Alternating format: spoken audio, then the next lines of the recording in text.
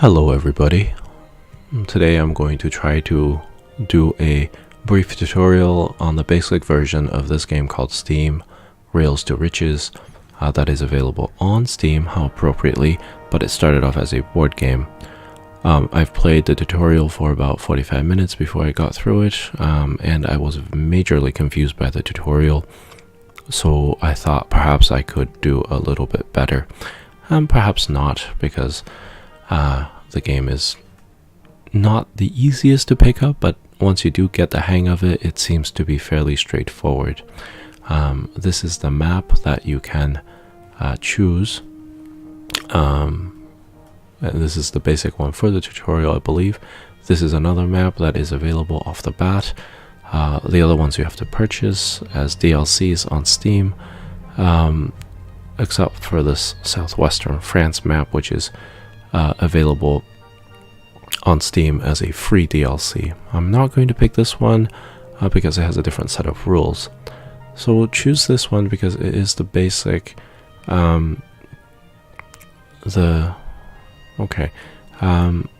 URLs are titles, but it actually corresponds to the skill levels of the AI. So the URL has the least amount of you can see skill, risk, and aggression. I suppose if you pick, well, I don't know, I don't want to mess with it. You can pick between whether they're players or AI, because everybody's hand is wide open. I suppose you can play this perhaps with another player right next to you.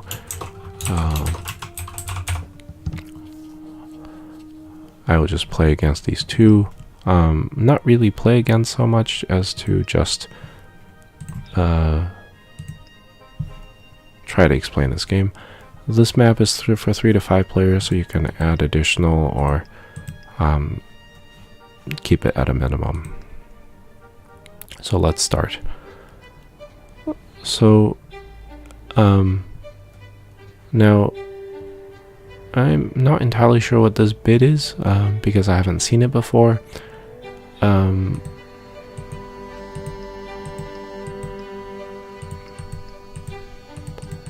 It looks like a bid for Locomotive. I think I will pass because I don't know what this is.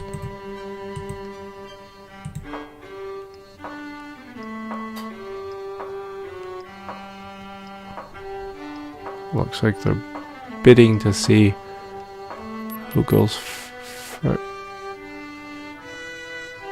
Wow.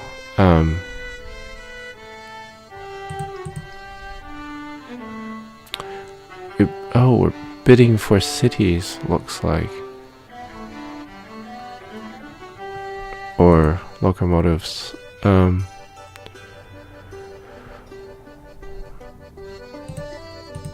Alright, well, I guess I'll bid one and see what happens. Ooh, I locked one down with a very few amount of money. Okay, and so you have 7 different action cards. The number here will determine who goes first in the next turn. So if you pick this one, you'll get to go first in the next turn, and this is the order over here on the right side that shows you the actual order of the turns. As for first move or first build, these are particular actions during the game. If you pick first move, you get to move your goods first, and then if you pick first build, you get to build your train tracks before anybody else. Engineer allows you to build 1 extra track. City growth adds goods to your cities. You can see underneath here that there are cities that have different colored goods in them. So like this one, there are 2 red goods, and there's 1 blue here, and the red goods need to go to the red city, and the blue good needs to go to the blue city, or wherever else there is a blue city. We'll pick engineer first so that we can have a better chance at building somewhere. In the original tutorial of the game, it explains, you can see as the track is being built, there's a number that pops up next to it. That is how much that track costs. These are the basic tracks that you can build. The higher the track number associated, the more costly it will be. The top here is the number of these tracks that are available, so you and your opponents will share a track pool, I believe. I could be mistaken about that. Nonetheless, we have goods that we want to get to the Red City from both of these places. And this is actually the pathway that the tutorial dictates anyway. So we'll build a track there. We will, if you build across a river, you have to spend one more coin than what's dictated. If you have to build over a mountain range, you have to spend 2 extra coins over what's being dictated. So see, that 3 there was how much it costs, even though it's in the 2 coin bin. Oops.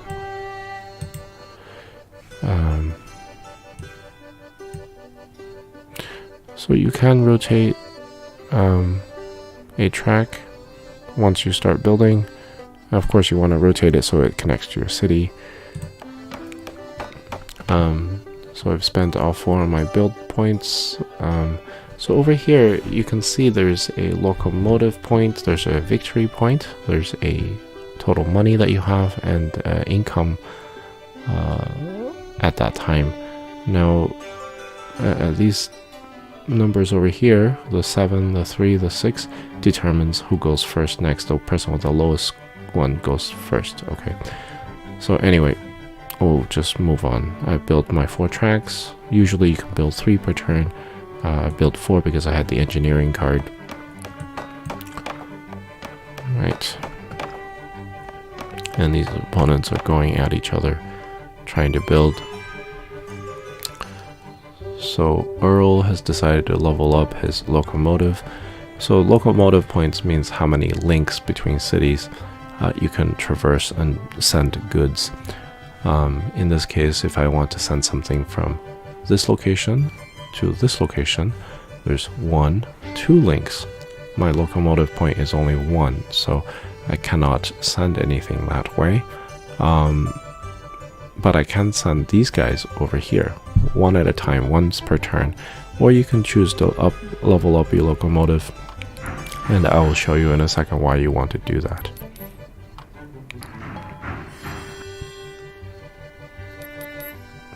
Okay, so you can see my income is -2. I have no money, I have no victory points, but I have 2 locomotive points. This turn now, you can only upgrade your locomotive abilities once per turn. Now it's time to transport some goods. These tracks that are marked green are mine. Sorry, that hammering sound comes every time you click on one of these. But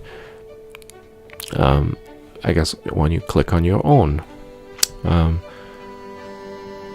you can transport things over your own tracks, and you can use the help of your opponent's tracks to transport things over as well. But it's less useful if you use your opponent's. I believe they get extra points if you use their tracks.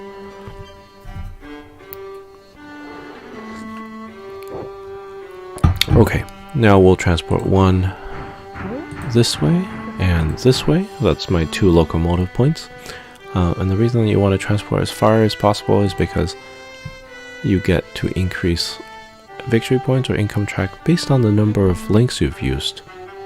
I believe that are of your own. So I've used 2 tracks, 2 links I mean. So if I do income track, I will see my income go up by 2.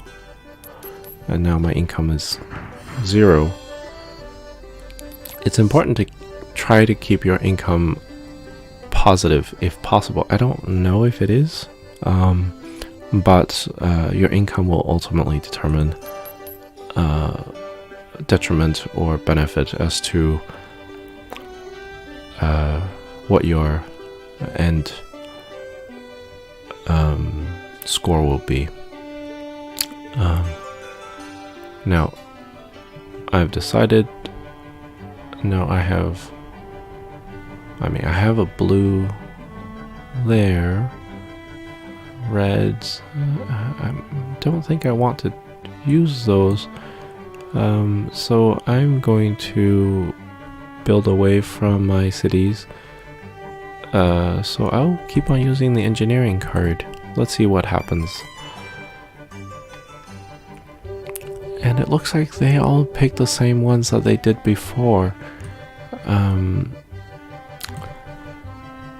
Anyway, so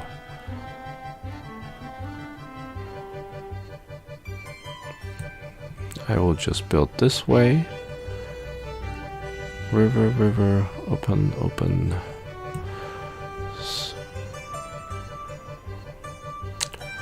Alright, that's reasonable.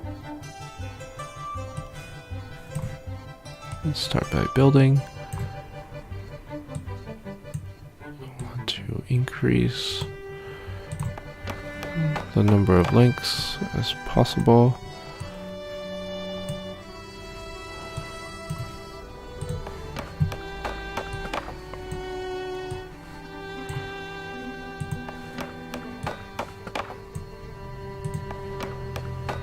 And I've built 4 tracks. That's my own. So these people are building their own tracks because they don't want to use their opponent's tracks.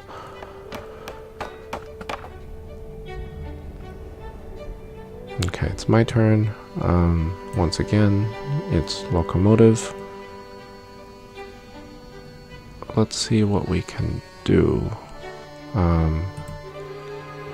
I leveled up my Locomotive instead of moving goods.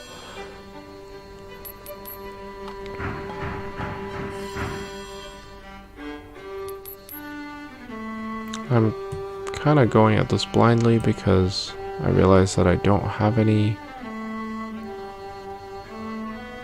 benefits.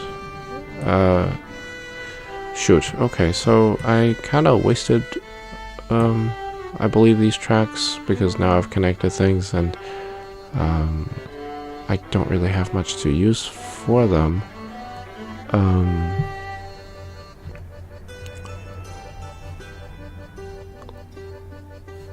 Oh, what should I do? I guess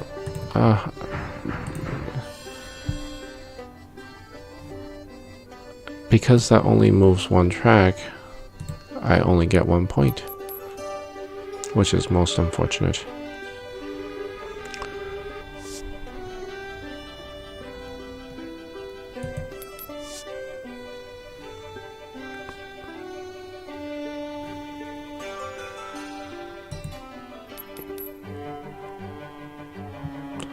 Okay, it's my turn again. I wish I could actually... Oh, I can, okay. So you can see what's going on here to decide what you want to do. I suppose because of the fact that I have these tracks, I've got purple linked and red here. I have 3 locomotive points, so I can transport things 1, 2, 3 segments away. Perhaps it'd be good to give myself some add goods, so grow our city.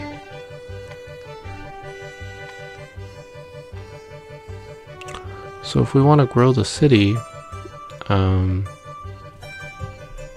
it looks like red.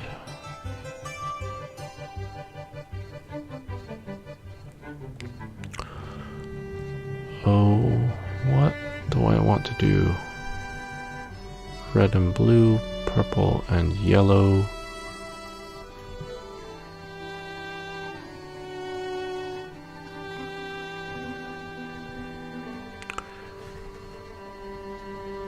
Well, I suppose I can just put a purple and yellow here, and that allows me to then use my 3 links to go there. Oh, haha. Jumped the gun a little bit. Can I can only add 1. Okay, so let's build some tracks. I have 3 to build. I can perhaps build a city there. That would be great.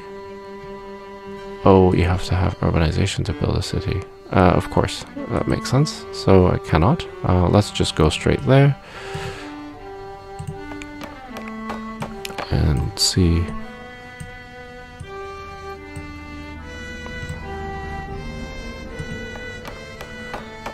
My spending deficiencies have gone up significantly. So I've built my tracks. Let's end this particular turn. So my opponent has built a blue track there. I have 3 locomotive points.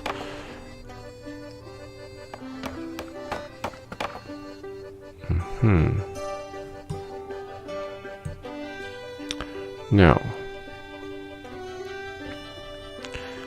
these purples are 4 from each other. 1, 2, 3, 4. Yeah. I can upgrade my locomotive points and actually transport some purple goods. Alright, let's do some transport. Now, I hope this works out. That's 1, 2, 3, 4. And I get to... Let's remove my income deficit.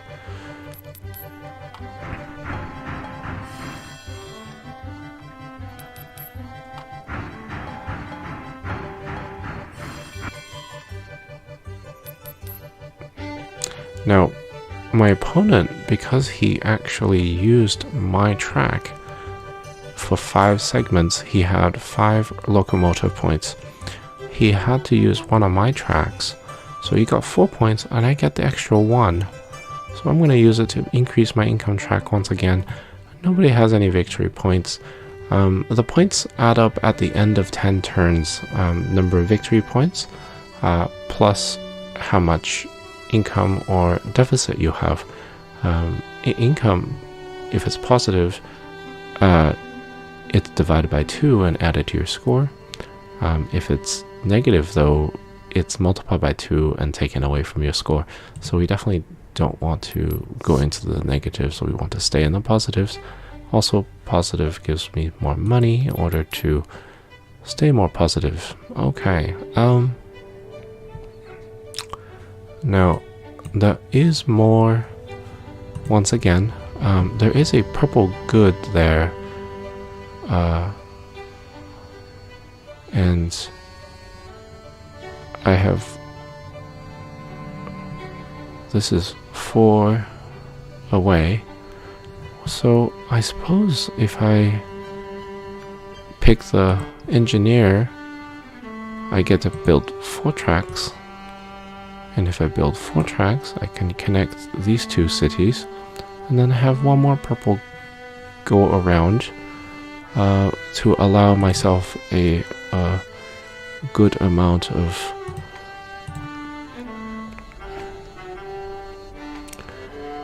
Although I do see that urbanization and such is costing a lot of money. Those cards seems to be increasing in cost rather quickly.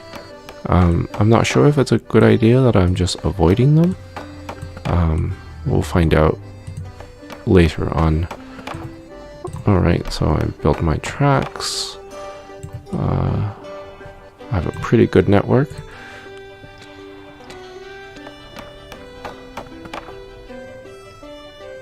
Looks like my opponent is making a rather extensive network in various places.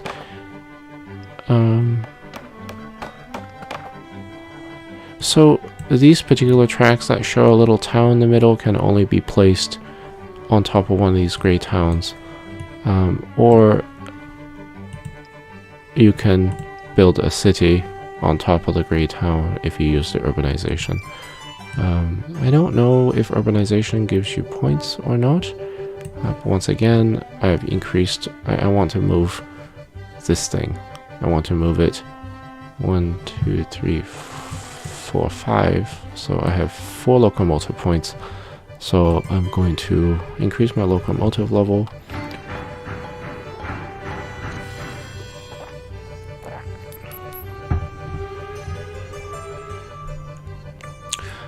And I'm going to move some goods. I am going to move this purple one all the way to the other purple city. I can't. Shoot. I had a slight miscalculation. I thought I would be able to... Looks like my path is blocked. Oh, that is too bad. That is too bad. Alright then.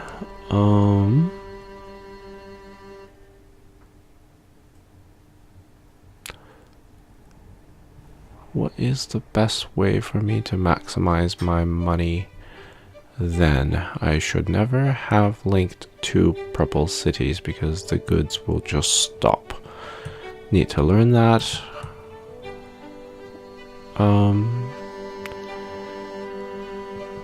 Let's see. Well, let's move the yellow 3 blocks. 2, 3. You can't move it once you're there. So, income track it is.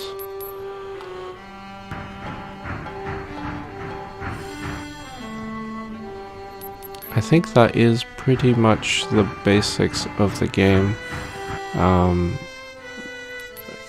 I'm starting to fall significantly behind in terms of monies and income track as well,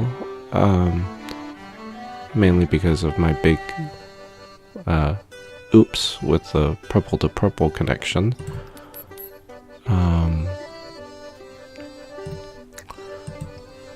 Now, I think you have a pretty good idea of what to do with this game. Maximize your links, connect different colors, increase the amount of goods that you transport, earn victory points, or earn income in order to come out top at the end of the game. So, of course, I'm not very familiar with this game myself. Like I said, I've only played through the tutorial prior to this.